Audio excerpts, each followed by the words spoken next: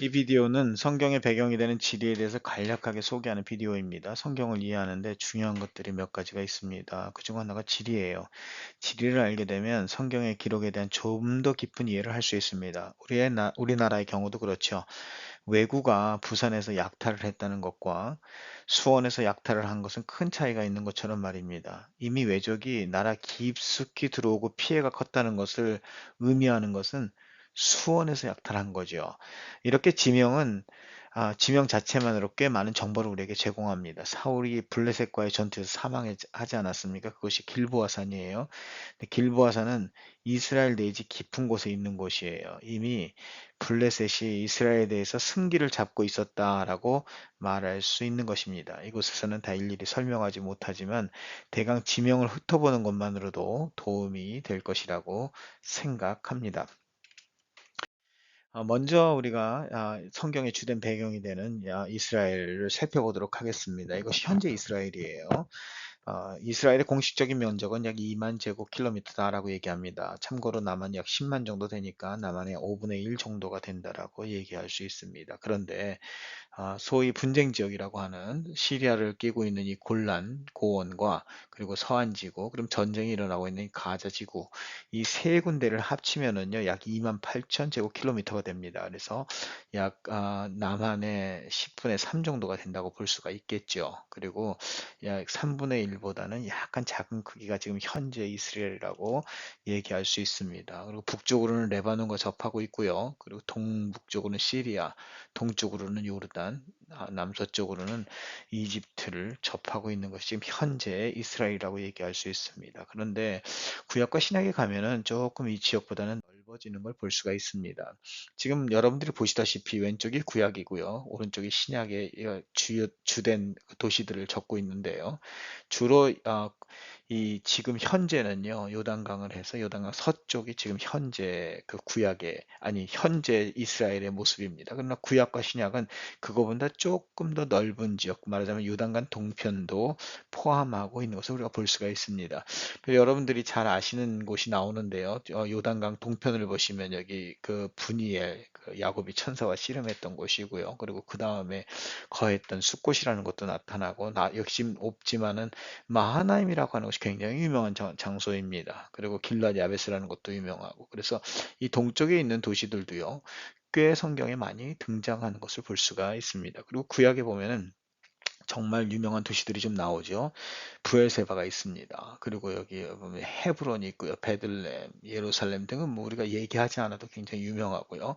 여리고와 길갈 있지 않습니까? 그리고 여기 베들, 그 야곱이 도망가다가 그 사다리로 베들이 있습니다.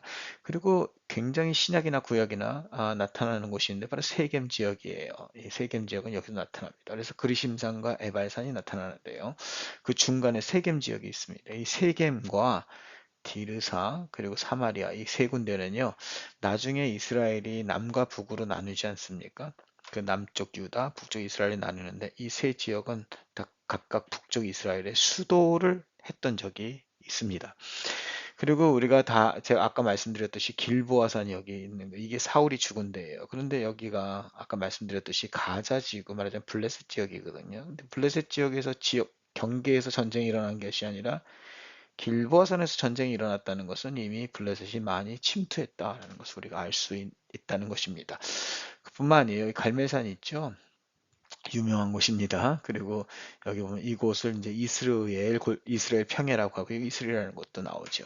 이 모든 것들이 다 유명한 그 도시들 이름입니다. 그리고 우리가 알다시피 두로와 시도는 신약에도 나타나지만 두로와 시도는 성경에 자주 등장하는 아주 단골 손님이기도 합니다.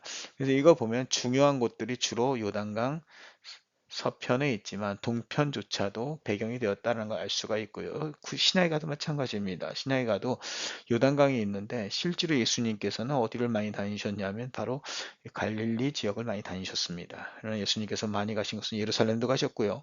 유대 지방도 가셨습니다. 이것이 예수님 다니신 곳이고요. 예수님께서는 대가벌리도 가셨습니다.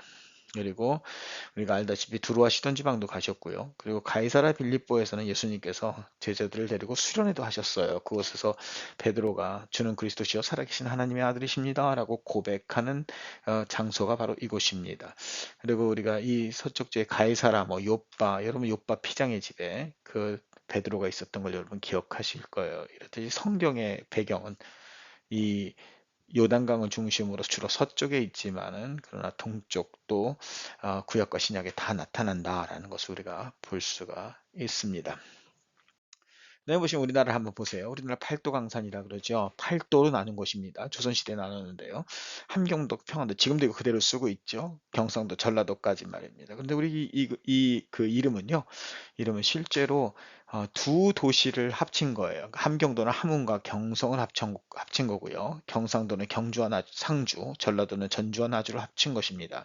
그래서 팔도로 나눴어요. 제주도는 어디 있느냐? 제주도는요, 바로 전라도에 속해져 있었습니다.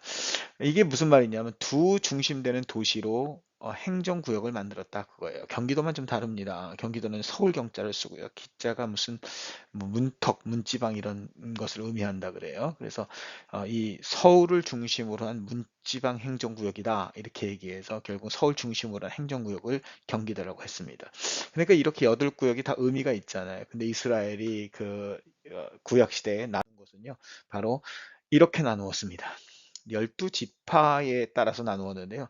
12개가 아니고 13지역으로 나눴습니다. 왜 그러냐면 이 문하세가 반쪽으로 나눠서 반은 동쪽을 차지하고 반은 서쪽을 차지했기 때문에 총 13군데로 나뉘게 되었습니다. 그러나 사실은 12지파가 나뉘었는데요. 이 12지파 중에서 레위지파와 요셉지파가 없습니다. 그럼 10지파만 남잖아요. 10지파만 남는데 이 두 지파 대신에 요셉의 아들인 므낫세와 에브라임이 대신 들어갑니다. 그래서 12지파가 되는 거예요. 그래서 12지파로 나뉘었는데 이 가만히 보시면요. 두 지파 반이 이 요단 동편에 있습니다. 이들이 처음에 가나안 땅으로 건너가려 할 때 이 두 지파 반 사람들이 나왔습니다.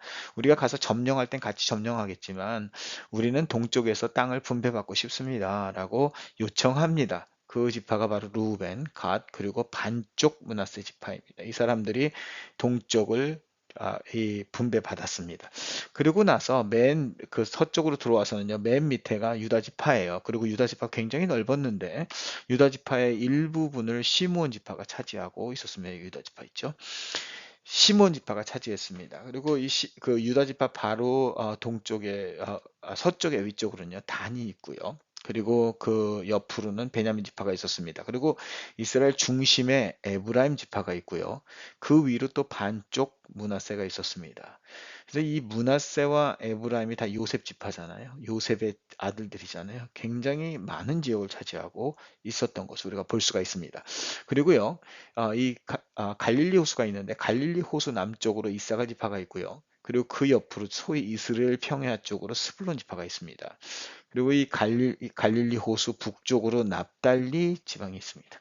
그리고 맨 이제 위에 두로와 시돈을 경계로 해서 아셀 지파가 자리를 차지하고 있습니다. 그래서 원래 12지파지만 므낫세 지파가 반반으로 나뉘어서 결국 13곳으로 나뉜 것을 볼 수가 있습니다.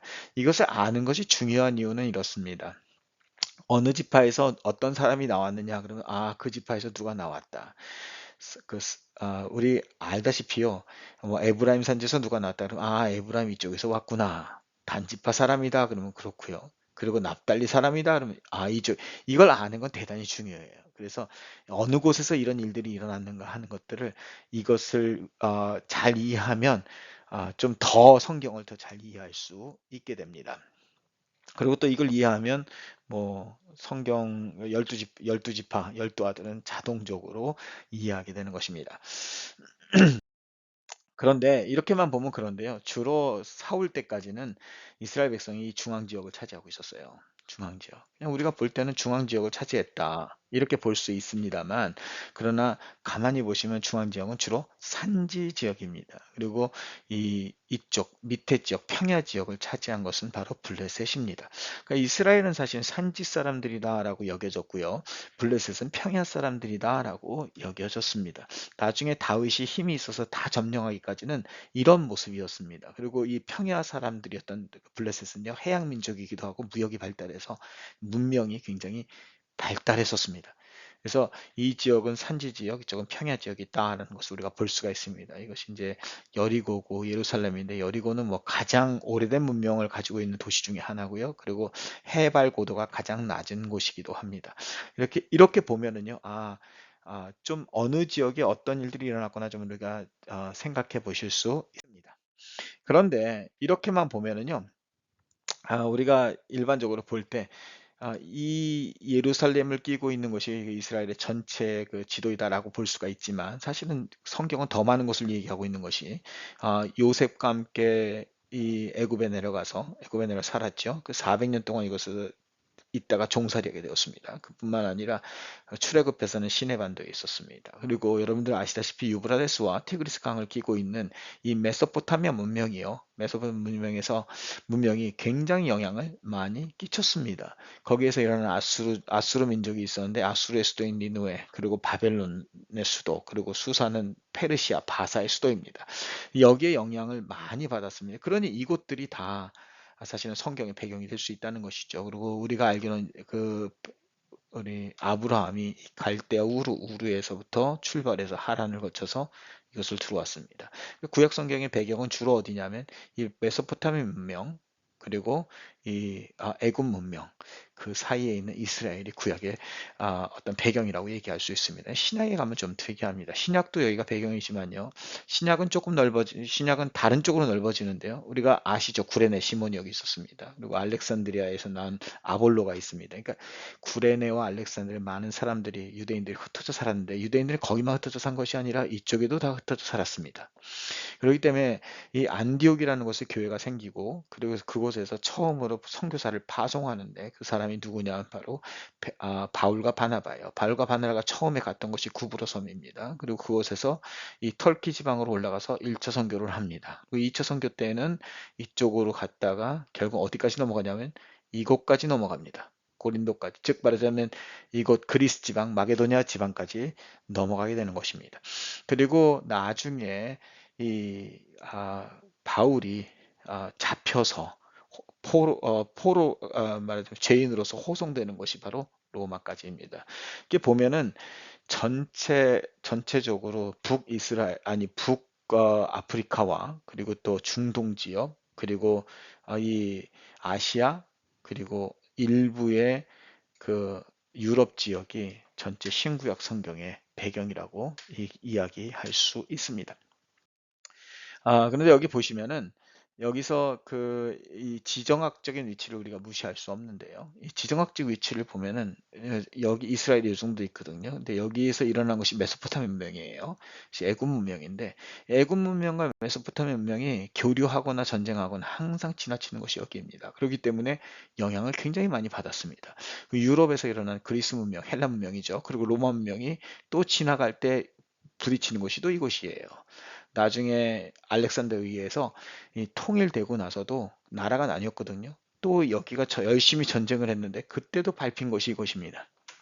그렇기 때문에 이 이스라엘은요, 영향을 주변 강대국으로부터 많이 받았고, 그리고 또 많이 밟히기도 했습니다. 굉장히 어려운 역사를 가졌던 나라가 이 나라입니다. 이것을 알고 성경을 보면 성경이 조금 더 자세하게 볼 수 있습니다.